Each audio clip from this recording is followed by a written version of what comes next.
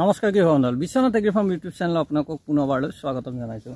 মই বৰ্তমান উপস্থিত আছোঁ জাতিলাও খেতিত আৰু এইটো হ'ল বাৰিষাৰ আমাৰ যিটো জাতিলাও লগাইছোঁ। ইয়াৰ ওপৰত মই আগতে ভিডিঅ' দিছিলোঁ বা বিভিন্ন মাধ্যমত মই লাও খেতি বা বিভিন্ন ধৰণৰ খেতিৰ ওপৰত দিহা পৰামৰ্শত মোৰ যি সূক্ষ্ম অভিজ্ঞতা আছে সেইটো শ্বেয়াৰ কৰিবলৈ আপোনালোকৰ আগত চেষ্টা কৰিছোঁ।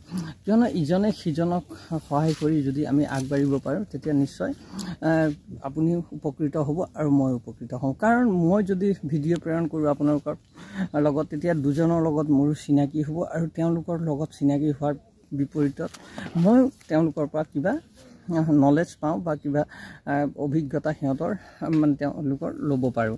তেনেধৰণে এতিয়া মোৰ প্ৰায় ৮০,০০০ ছাবস্ক্ৰাইবাৰ হৈছে আৰু ৮০,০০০ ছাবস্ক্ৰাইবাৰৰ ভিতৰত কেইজনমান মোৰ নিশ্চয় কৰিছে আৰু তেওঁলোকৰ লগত মই নিজৰ অভিজ্ঞতাবোৰ শ্বেয়াৰ কৰোঁ, তেওঁলোকে মোৰ লগত অভিজ্ঞতাবোৰ শ্বেয়াৰ কৰে।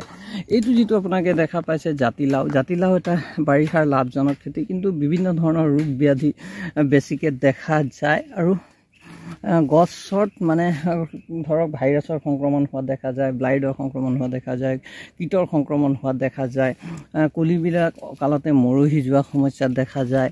এই সমস্যাবিলাকৰ সমাধানৰ কাৰণে মই কি উপায় অৱলম্বন কৰিছোঁ তাৰ ভিডিঅ' মই আগতে এটা বনাইছিলোঁ, যদি আপোনালোকে চোৱা নাই চাই ল'ব পাৰে। কিয়নো একেটা কথা বাৰম্বাৰ এটা ভিডিঅ'তে কৈ থাকিবলৈ ভাল নালাগে সকলো ভিডিঅ'তে। কিয়নো ব্লাইডৰ সংক্ৰমণ হয়, মই কৈছিলোঁ কীটৰ সংক্ৰমণ হয়, আৰু সেইবিলাক নিৰাময় কৰিবৰ কাৰণে আমি কি তাত প্ৰয়োগ কৰোঁ সেইটো মই আপোনালোকক আগতে দিছিলোঁ। এতিয়া চাওক, এই কলিবিলাক যিটো আপোনালোকে দেখা পাইছে, এই কলিবিলাক এনেকৈ আমি নমাই দিব লাগে। প্ৰতি গাঁঠিয়ে ইয়াত কলি অহা পৰিলক্ষিত হৈছে আৰু কলিবিলাক যদি আমি নমাই নিদিওঁ তেতিয়া কি হয়, লাওবিলাক অলপ বেকা হৈ যায়। বেকা হৈ গ'লে বজাৰত তাৰ সঠিক আপুনি মূল্য নাপায়। বজাৰত চাহিদা পাবৰ কাৰণে হ'লে আপোনালোকে নিজৰ যিটো প্ৰডাক্ট থাকে, যিটো আপোনাৰ হয় যিকোনো ক্ষেত্ৰতে, পাচলিৰ ক্ষেত্ৰতো সেইটোৱে হয়। আপুনি যদি ভাল উন্নত স্বাস্থ্যৱান যদি পাচলি বজাৰত নিয়ে তেতিয়া কি হ'ব, আপুনি 2 টকা সোনকালে বিক্ৰী হ'ব আৰু 2 টকা বেছিকৈও পাব। আমাৰ যিবিলাক পাচলি ওলায় সেইবিলাক কি হয়, বজাৰত খুব পচন্দ কৰে ৰাইজে আৰু সেইকাৰণে বেপাৰীসকলে নিবলৈ ভাল পায়। যিটো আমি লাও হাৰ্ভেষ্ট কৰি আছোঁ, আপোনালোকক যদি দেখুৱাম, এক চাইজৰ আমি লাও হাৰ্ভেষ্ট কৰোঁ, কোনো তল ওপৰ নাথাকে। প্ৰায় আমি পুৰত বেছি হ'বলৈ নিদিওঁ আৰু বেছি কুমলীয়াও নহয়।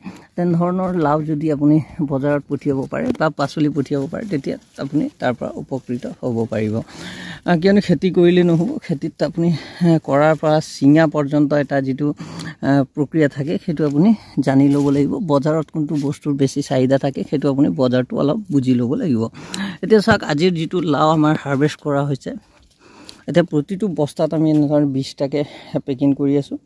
প্ৰায় 7টা-8টা বস্তা হৈ গৈছে ইয়াত, আৰু এতিয়া লাও আমি কাটিবলৈ বাকী আছে, কাটি আছোঁ। প্ৰায় আজি 400মান লাও আমাৰ ওলাব।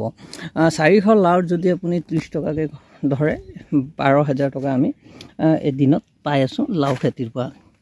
তেনেধৰণে বিভিন্ন ধৰণৰ আমাৰ খেতি আছে, যেনে আছে জিকা আছে, কোমোৰা আছে, তিয়ঁহ আছে, তিতাকেৰেলা আছে। আমি ঠায়ে ঠায়ে তেনেকৈ প্ৰতিটো হেন্দালিৰ তলত ৰাখি দিওঁ আৰু একেবাৰে বজাৰত নিবৰ কাৰণে যেতিয়া বস্তুবিলাক আমি কঢ়িয়াই পেলাই ৰাস্তালৈ নিওঁ আৰু তাৰ পৰা গাড়ী আহি পেলাই লৈ যায়। আপোনালোকে যদি কৃষিৰ লগত জড়িত হ'ব বিচাৰে বা কৃষি কৰি ভাল পায় তেনেহ'লে নিশ্চয় মোৰ যিবিলাক ভিডিঅ' আছে সেইটো শ্বেয়াৰ কৰি দিব।